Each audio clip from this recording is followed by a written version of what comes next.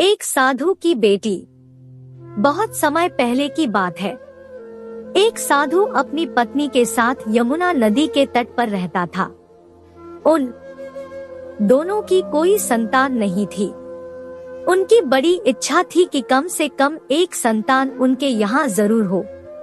एक दिन जब साधु तपस्या में लीन था, तभी एक बाज ने अपने पंजे में फंसी एक नागिन उसके ऊपर गिरा दिया। साधु ने उस नागिन को घर ले जाने का निश्चय किया, लेकिन उससे पहले उसने उसे एक लड़की में बदल दिया। उस लड़की को देखकर साधु की पत्नी ने पूछा, ये कौन है? इसे कहाँ से लाए हो?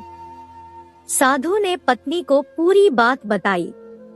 उसकी पत्नी बहुत प्रसन्न हुई और वह बोली, तुमने उसे जीवन दिया है, इसलिए तुम ही उसके पिता हुए। इस तरह मैं भी उसकी माँ हुई। हमारे यहाँ कोई संतान नहीं थी, इसलिए भगवान ने इसे हमारे पास भेजा है। जल्द ही वह बच्ची एक सुंदर युवती बन गई। जब वह 16 साल की हुई तो ऋषि और उसकी पत्नी ने उसका विवाह करने का निश्चय किया। साधु ने सूर्य देवता का आह्वान किया। जब सूर्य देवता उसके सामने आए, साधु ने उनसे उसकी बेटी से विवाह करने का अनुरोध किया। हालांकि लड़की को यह विचार अच्छा नहीं लगा और उसने कह दिया, क्षमा कीजिए, लेकिन मैं सूर्य देवता से विवाह नहीं कर सकती क्योंकि वह बहुत गर्म है। निराश साधु ने सूर्य देवता से कहा कि अब वे ही उसकी लड़की के लिए कोई सुयोग्य वर ढूंढे। सूर्य देवता ने कहा, बादलों के देवता से आपकी लड़की की जोड़ी सही बैठेगी क्योंकि वे ही धूप की गर्मी से उसकी रक्षा कर सकते हैं। साधु ने अब बादल देवता से उसकी लड़की से विवाह करने का अनुरोध किया। इस बार भी लड़की ने विवाह से इनकार कर दिया और बोली, मैं इस व्यक्ति से विवाह नहीं करूंगी।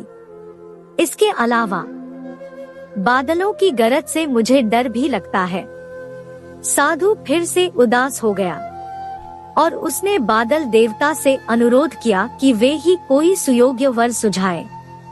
बादल देवता ने कहा, पवन देवता के साथ इसकी जोड़ी अच्छी रहेगी क्योंकि वे आसानी से मुझे उड़ा सकते हैं। साधु ने अब पवन देवता से विवाह का अनुरोध किया।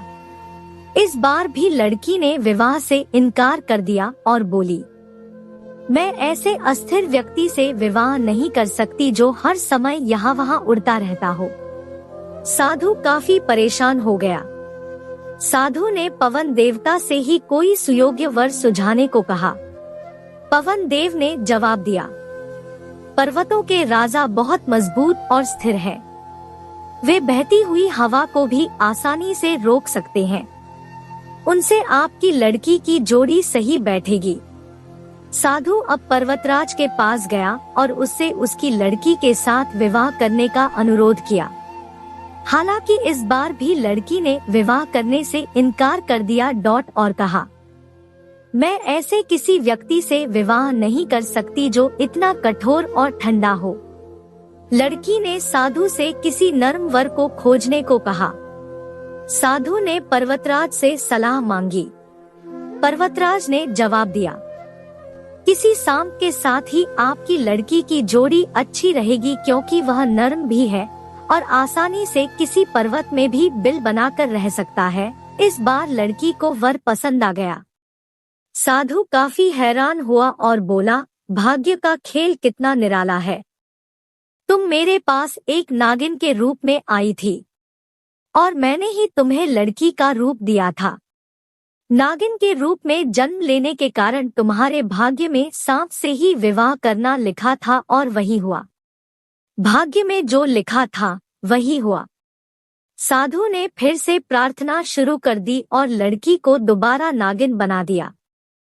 यह स्टोरी आपको अच्छी लगी तो मेरे चैनल को लाइक करें और सब्सक्राइब करें।